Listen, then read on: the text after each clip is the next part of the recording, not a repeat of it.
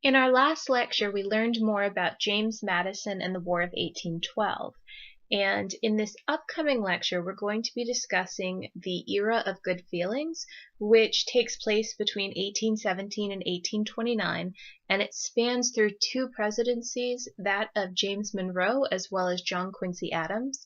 And in particular, it's called the era of good feelings because there is really a reduction in sectionalist issues. There's a lot of compromises between various groups in the United States, and also there is the development of a one-party system, and so for the first time in American history, you don't have a lot of discord between various parties, and things are sort of evening out following the War of 1812, and there's this real rise in nationalism as a result of our supposed victory in this war.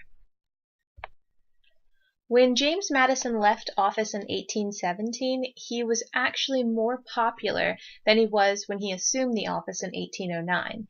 And there are several causes for this. The first and probably greatest of these being that the War of 1812 was, in the American mindset, a resounding victory for the United States. And in particular, the Battle of New Orleans was a point of pride for Americans.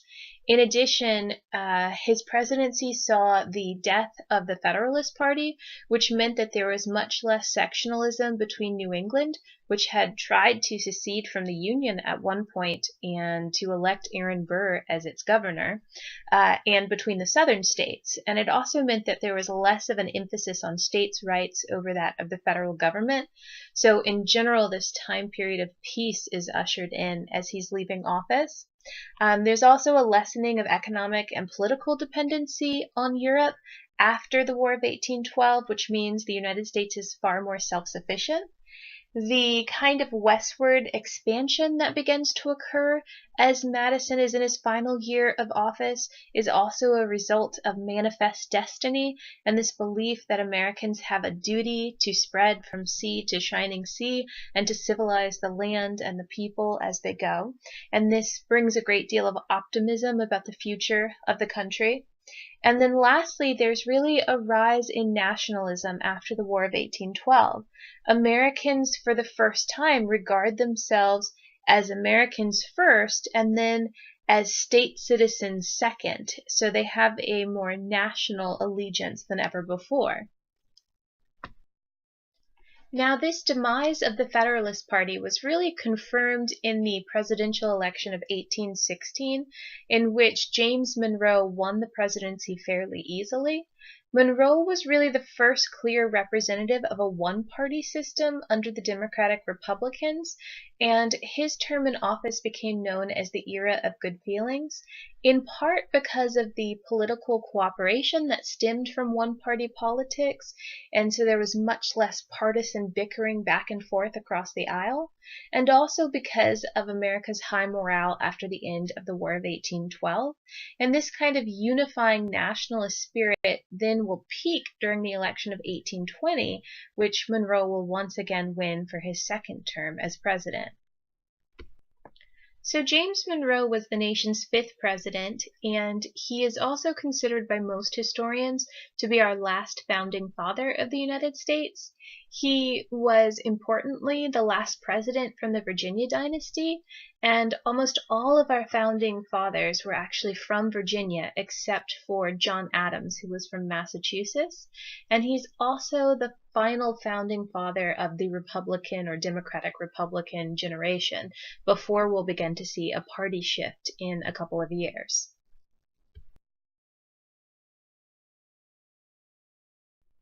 James Monroe was our last president who was also a veteran of the American Revolution, and he had a long and distinguished public career as a soldier, a diplomat, a governor, a senator, and a cabinet official before he became president. Once he became president, chose government officials from all areas of the nation and from both parties, despite the fact that the Federalist Party was beginning to decline. And he led this new kind of vibrant nationalism that really superseded partisan politics for the first time. And Actually, he takes a goodwill tour of the country in 1818, and he was universally acclaimed by citizens living in all sections of the nation.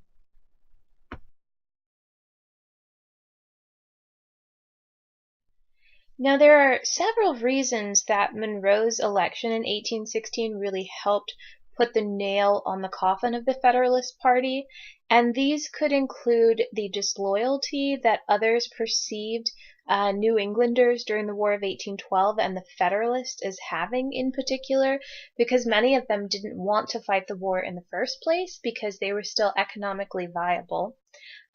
Also, there were liabilities in the form of this very extreme sectionalism regarding the interests of New England, and the fact that at one point through the Essex junto, an entire group of New England businessmen and politicians had wanted to completely break apart from the United States and form their own country, and they actually first asked Alexander Hamilton to be their governor, and when he turned them down, that's when they asked Aaron Burr, who has been accused of treason twice, because after that, Aaron Burr also attempted to get some of the western states, including Louisiana, to secede from the Union.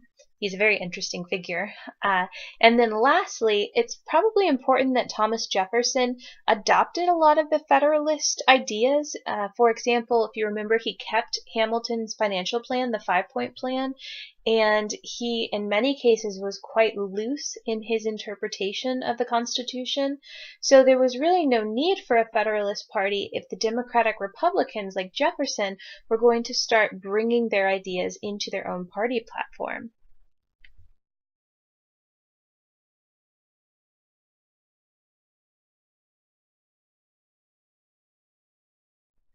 However, I think it's safe to say that the era of good feelings is something of a misnomer because there are some pretty serious issues that are beginning to divide the nation in this time period.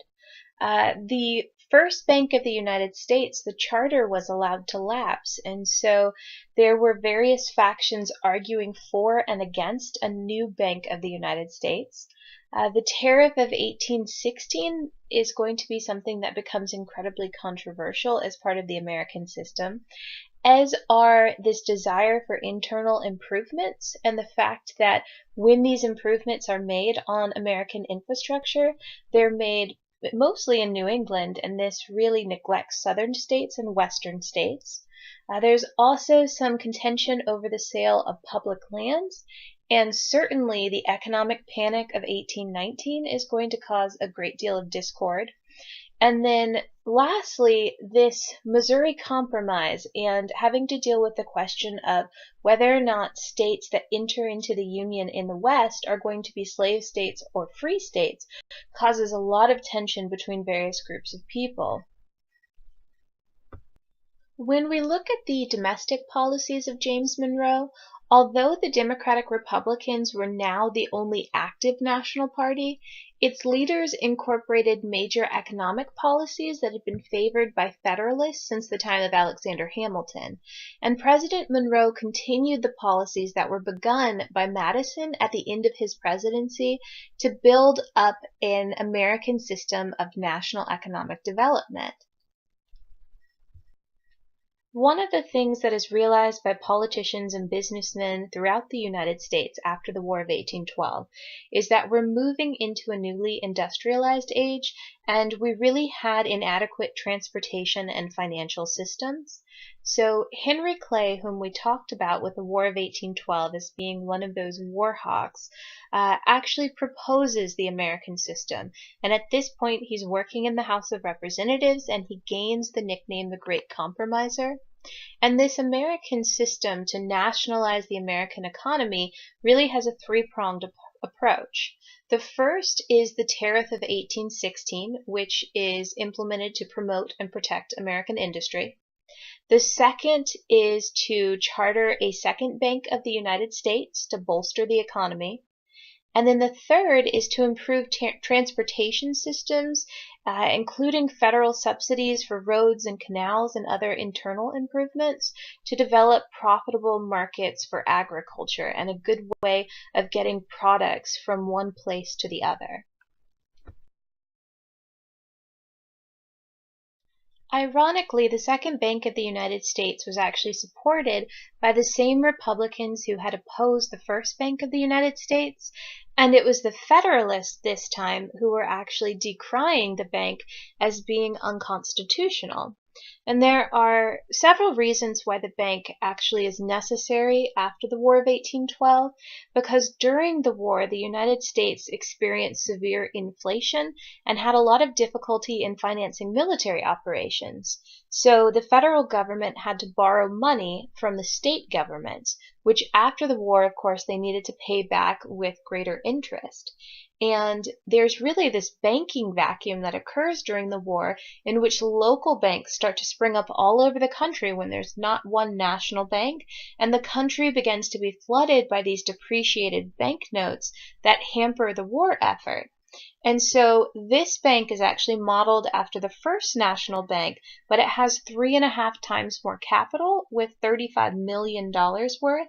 And the Jeffersonians are, of course, wanting to create this bank, and it's James Madison and his Congress that agrees to charter the bank for the next 20 years.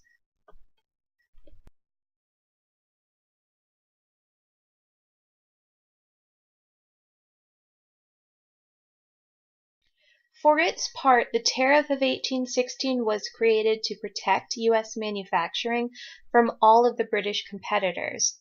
And one of the reasons for this is because after the War of 1812, Great Britain started to flood the United States market with cheap goods, and often these would be sold below cost in order to undercut the new U.S. industries.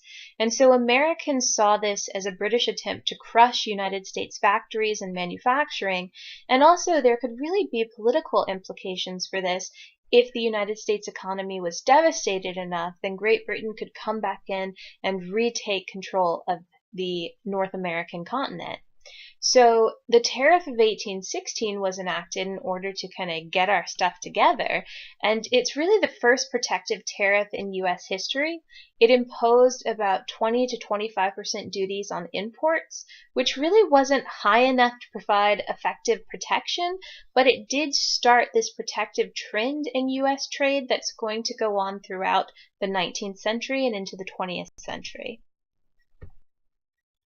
As you might expect, there was a sectional battle that began over this Tariff of 1816, and it was between three great congressional leaders of this antebellum period, which includes John C. Calhoun, Daniel Webster, and Henry Clay, and they're known collectively as the Great Triumvirate.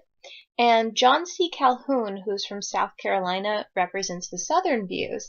He is a recent war hawk and an ardent nationalist, and although he initially supported the tariff, he opposed it, eventually claiming that it was enriching the Yankee manufacturers of New England. Daniel Webster, on the other hand, is from New Hampshire, so he represented Northern views, and he was also opposed to the tariff. He believed that the shippers in New Hampshire feared that the tariff would affect their carrying trade, and New England was not completely developed in manufacturing at this point. Lastly, we've got Henry Clay, who of course supports the tariff because he's the one who proposed the American system, and he sees it as a way to develop a profitable home market. He believes that the Eastern trade will flourish under this protection, and that tariff revenues can be used to fund roads and canals in the interior, especially throughout the Ohio Valley. And then frontier folks really cried for better transportation because there were very poor roads that existed, and this would be a way to fulfill their needs. Lastly, Clay believed that foodstuffs and raw material from the South and the West could flow into the North and the East and connect the country if they were able to use the revenue from this tariff for good purposes.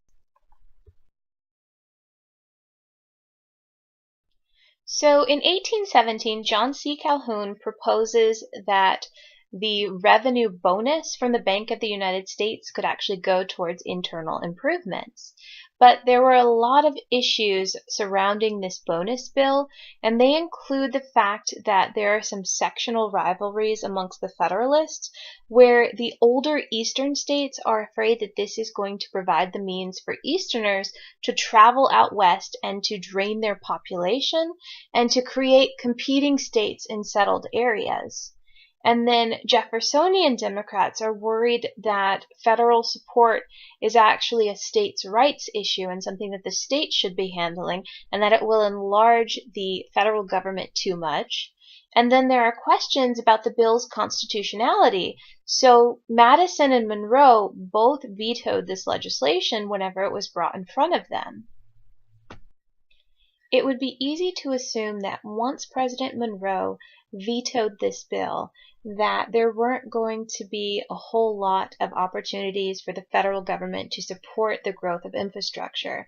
But history actually took an unexpected turn when on March 14th of 1818, the House of Representatives passed a resolution, and they declared that Congress had the power to appropriate money for the construction of roads and canals and for the improvement of watercourses.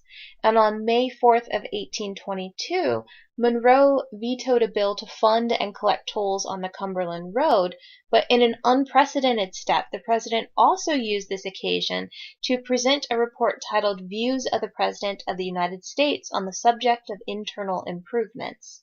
And the reason that this is important is because in the document, Monroe makes it very clear that while the Constitution does not empower Congress to establish any system of internal improvements, he stated that to the appropriation of the public money to improvements, I do not see any well-founded constitutional objection.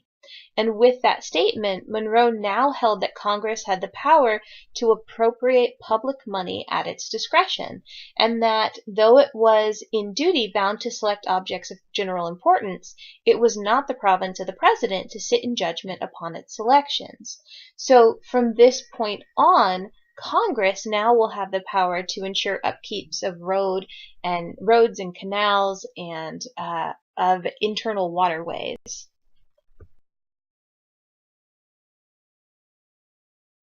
Despite the steps that were taken by the American system, there was a devastating economic panic and a depression that hit in the year 1819, and this is the first financial panic since that critical period of the 1780s under the Articles of Confederation. And we'll see that panics and depressions really occur about every 20 years, so 1819, 1837, 1857, 1873, 1893, then 1907, and the big one, the Great Depression, in 1929 it begins. So this panic of 1819 really marks the end of this economic expansion following the War of 1812 and the birth of new financial policies that would shape economic development for the next century. So if we look at the precursor to the Panic of 1819, we want to be able to understand what causes it. And the Public Land Act of 1800, under this, the federal government had been very generously extending credit. And a lot of Southerners had moved into Mississippi and Alabama as a result of this, and they began to grow cotton there. Westerners started to speculate in public lands, and a lot of banks, both state and unchartered banks, actually sprang up, and these were called wildcat banks. They fed this expansionist frenzy by printing a ton of paper money, and the Western banks were especially reckless with this. So as the number of banks grew, so did the prices, especially of real estate. But the problem with this is that this very booming economy was supported by paper currency without any hard currency, which is called specie, to support it. And so many individuals and businesses fell into this very heavy debt due to this mania for expansion and growth. The boom that had been fueled by cheap land and high commodity prices and this easy credit burst in 1819. And this is very similar to that credit bubble that burst before the American Revolution. There were sudden changes also in the policies by the Second Bank of the United States. They stopped all loans as a result of this. They called in specie from various state banks who could not meet their demands, and so the hard currency dried up, and the Bank of the United States refused to honor drafts that were drawn on its branches in the South and the West. So if you went in to pull out your money, they just refused to give you any. And the bank was concerned primarily with its own finances. The Bank of the United States was far more interested in making profits for stockholders than in regulating the dangerous practices of these reckless wildcat banks, and it had just left them to essentially do whatever they wanted to. Part of the issue with the Panic of 1819 is the court case of McCulloch v. Maryland, and at issue in the case was the constitutionality of the Act of Congress chartering the Second Bank of the United States. And although the bank was controlled by private stockholders, it was the depository of federal funds. In addition, it had the authority to issue notes that, along with the notes of states banks, circulated as legal tender. And in return for its privileged position, the bank agreed to loan the federal government money in lieu of taxes. State banks really looked at the Bank of the United States as a competitor, and they resented its privileged position within the country. So when these state banks began to fall into depression, they actually blamed their troubles on the Bank of the United States.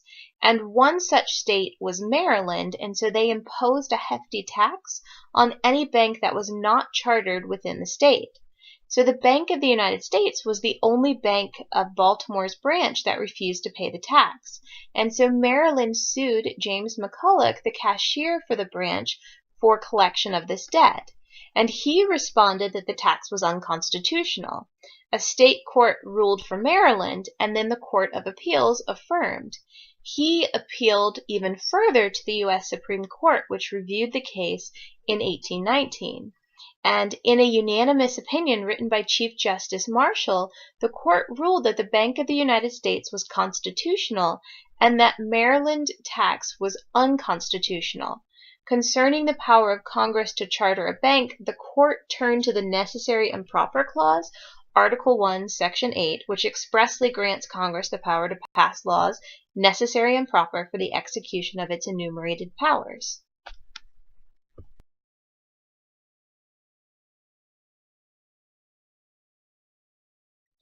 There are several impacts of the Panic of 1819, as first of all it resulted in calls for reform and pressure for increased democracy, and at this point Western farmers began to view banks as evil financial monsters. And as usual, the hardest hit were the poor people, and they were now looking for a more responsive government. And this is probably the beginnings of Jacksonian democracy that can be found in these issues, and we'll talk more about this next week. Also, new land legislation resulted in smaller parcels being sold for lower prices, and by the time we get to the Civil War, Western land would be given away nearly for free.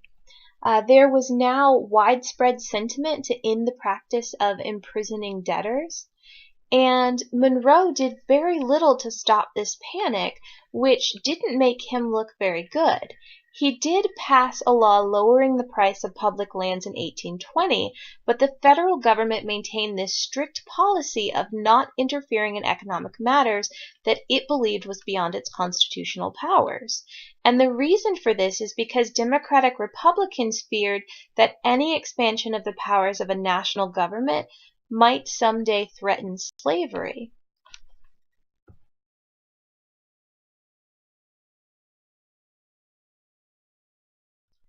Despite his role in the Panic of 1819, Monroe was actually re-elected in 1820 with all but one electoral vote, and he's the only president in history to be elected after a major panic for a second time. So the West at this point was growing rapidly, and new states had very similar characteristics. They were not focused on states' rights issues like the South and the East. They received most of their land from the federal government, so they were more dependent on the government. They contained a wide diversity of people immigrating from the East as well.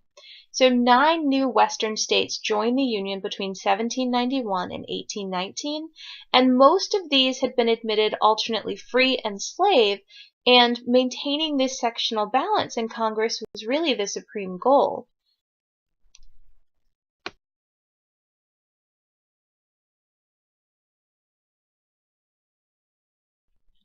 There are really a lot of reasons why people began to move westward, and westward expansion has been a significant trend since the colonial era. If you remember way back in 1763, after the French and Indian War, Great Britain had actually imposed the Royal Proclamation of 1763, and it had forbade any Anglo-American settlers from actually settling past a line that was drawn along the Appalachian Mountains, as there had been a great deal of problems with these Anglo-Americans encroaching on Native American territory. And as we move further into the 19th century, this cheap land that was in the Ohio Territory attracted thousands of European immigrants. And in addition, a lot of the land in the southern states had been exhausted by the tobacco fields, and so it drove people westward. And those people in the southern states who couldn't get land because it had all been doled out were also moving and looking for their piece of this pie. And then speculators accepted very small down payments on land, which would make it much easier for these people to purchase land and to begin their new Western life. And then the last piece of this puzzle is that the economic depression during the embargo years under Jefferson's presidency had really sparked a great deal of migration westward as people were looking for new opportunities and new possibilities for success.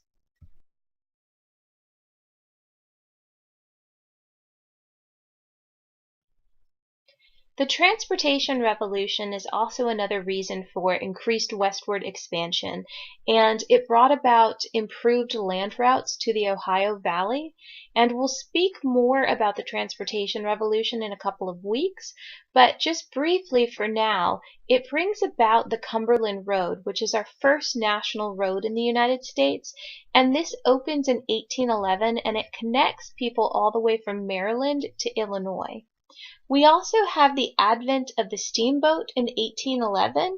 In October of this year, a ship designed by John Stevens called Little Juliana would operate as the first steam-powered ferry between Hoboken and New York City, and this actually made upstream travel possible for the first time. And then lastly, canals beginning in 1826 allowed for increased trade between the West and the East. Another issue that really begins to rip through the fabric of America at this point is slavery, and the issue is going to become more and more pronounced as we move through the 19th century towards the American Civil War. So in 1808, Congress abolished the slave trade with very little resistance, and in abolishing the slave trade, they made it illegal to import more slaves, but they certainly didn't forbid or outlaw actually having slaves in southern states and using their labor. By 1819, there are 11 free states and 11 slave states, so it's equal. And then you start to see at this point this sort of north-south or free slave divide, which is going to take on this epic proportion and lead to the Civil War. The West, for the most part, supports slavery because most pioneers were from slave states like Virginia and from Kentucky.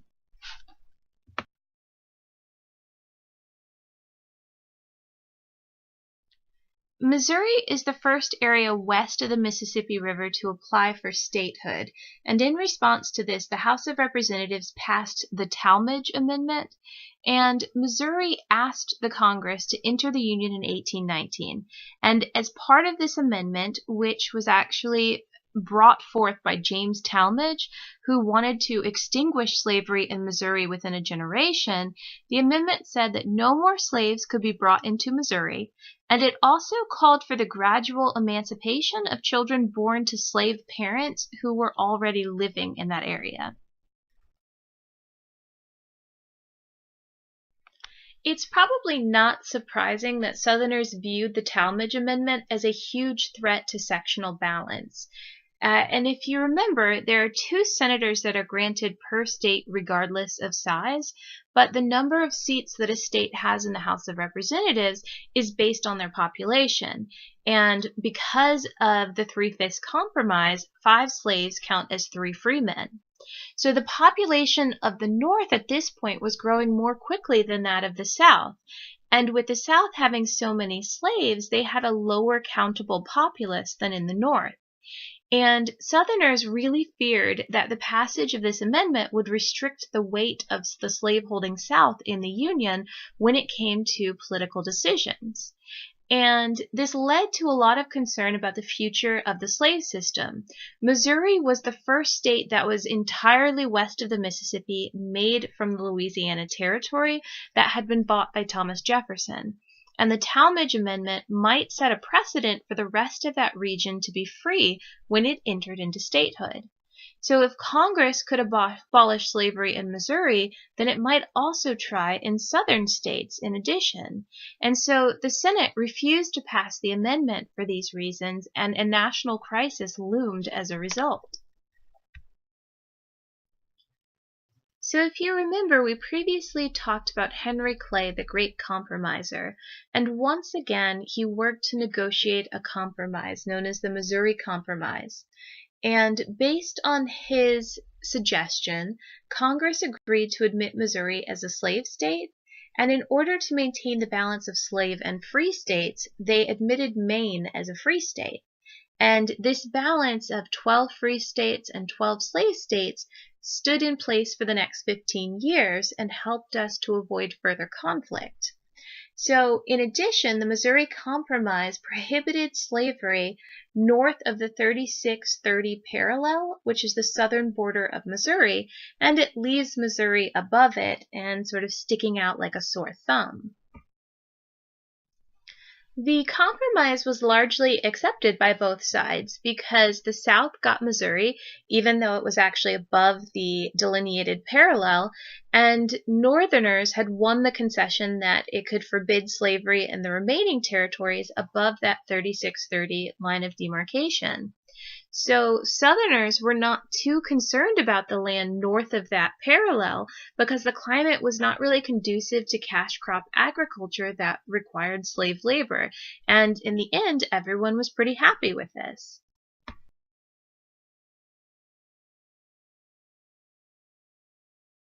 The legacy of the Missouri Compromise is that it lasted for another 34 years until the Kansas-Nebraska Act of 1854. But the issue of slavery had become a dominant issue in American politics, and this was a serious setback to national unity. And after this, the South began to develop a sectional nationalism of its own, and it had a hierarchy that was based on subjugation that was very much rooted in slavery. The South then looked to the Western states who were seeking allies in order to bring them into this slave state versus free state kind of issue. And Henry Clay is later going to be criticized by Northerners as being an appeaser. The last issue of Monroe's domestic policy for us to talk about is John Marshall, the Chief Justice of the Supreme Court. And some historians, many in fact, would argue that Marshall is the most important Chief Justice in U.S. history, and he sits as the justice from 1801 to 1835. If you remember from discussing the presidency of Thomas Jefferson, he significantly strengthened the Supreme Court in the Marbury v. Madison case, in which they established the precedent of judicial review.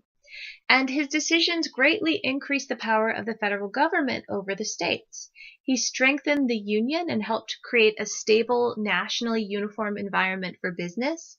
He checked the excesses of the popularly elected state legislatures. And ironically, his decisions at times hampered democracy at a time when America was becoming much more democratic during the later Jacksonian era. And then finally, Marshall was known for examining cases from a Federalist philosophy, and he found legal precedents to support his Hamiltonian views. And Jeffersonian attempts to try and balance out the court with Democratic Republicans really failed. And Republicans came to accept the Federalist idea of a strong central government, probably because of the leadership of John Marshall.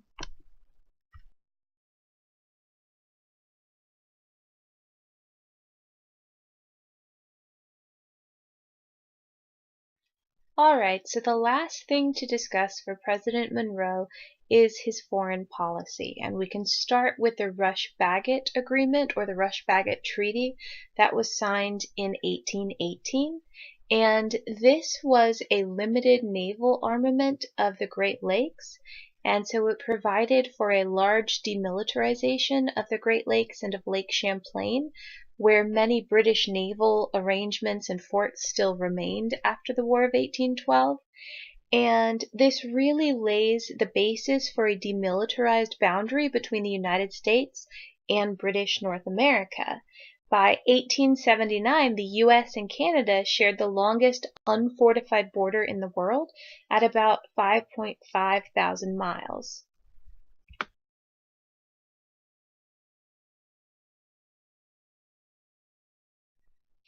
The Treaty of 1818 was signed with England, and it was negotiated by the Secretary of State John Quincy Adams, who is one of our greatest diplomats, and it fixed the America-Canada border at the 49th parallel from Lake of the Woods to the Rocky Mountains, and we would hold a 10-year joint occupation of Oregon according to this treaty without surrender of our claims.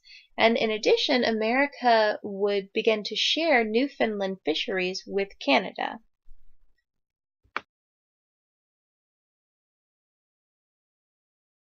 It was during this time period that the United States also gained Florida, and the U.S. had already claimed western Florida, where settlers forcibly arrived in 1810, and Congress ratified the conquest during the War of 1812. Then, because of revolutions in South America, they forced Spain to move troops out of Florida, and so Native Americans, runaway slaves, and white outcasts poured across the border to attack settlers and flee south of that border. So President Monroe ordered Andrew Jackson to attack the natives and, if necessary, pursue them back into Florida. And of course, this is during the First Seminole War, where Jackson sweeps them back between the year of 1816 and 1818. And in fact, it's during this time that he disobeys Monroe's orders and actually captures Spanish cities and deposes the Spanish governor. Jackson then goes out in this form of vigilante justice and executes 2 Native American chiefs. So John Quincy Adams stepped in with this brilliant idea. He said to tell Spain that they had to control their outlaws or cede Florida to the United States. And since Spain couldn't control the area, they decided to negotiate. The Adams-Onis Treaty, or the Florida Purchase Treaty, was what allowed the United States to buy Florida for just $5 million. And in exchange, the U.S. abandoned claims to Texas, and Spain ceded Florida and claims to Oregon in the United States. When we look at the role of Native Americans in procuring Florida, there's really a devastating impact on them. General Andrew Jackson had become a hero first after his victory in the Creek War at the Battle of Horseshoe Bend, and you'll learn much more about Jackson next week. But he goes in and he forces the Treaty of Fort Jackson on the Creek people, and this causes a lot of them to lose their homes in Georgia and Alabama, and the only thing they know to do is to flee down to Seminole territory. Florida has for a long time been a refuge for slaves and for Native Americans. Slaves can't be found there once the Fugitive Slave Law is passed. They can't be brought out of Spain and back into the United States because it's a separate country. And Native Americans can let go of the treaties that they have with the United States if they're moving into this foreign territory.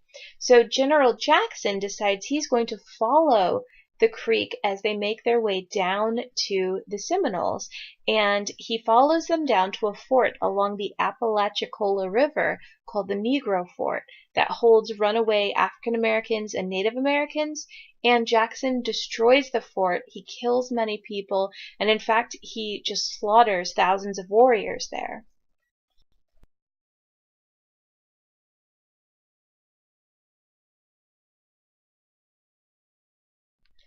So once Jackson gets down into Florida, we see the beginning of the First Seminole War. And there are several causes for this war.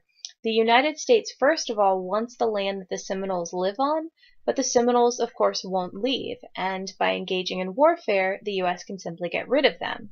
The United States also wanted the Seminole to trade only with Americans and not with other countries, which is certainly not the practice of the tribe. And then lastly, as we've mentioned, escaped slaves would flee down to Florida and they would join the Seminole tribe and they would intermarry with them and live there quite peacefully.